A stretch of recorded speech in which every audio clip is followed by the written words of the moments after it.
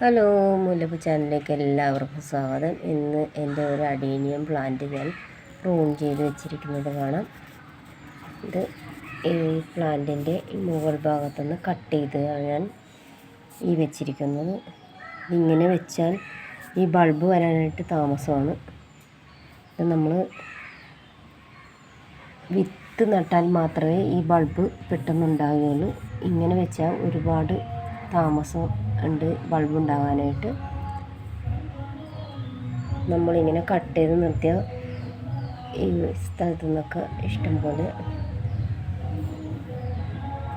Branches ഉണ്ടായി ഇതൊരു വലിയ പ്ലാന്റായി മാറും. അപ്പോൾ എല്ലാവരും ഇങ്ങനെയുള്ള ചെടികളൊക്കെ കട്ട് ചെയ്ത് നിർത്തി നോക്കും.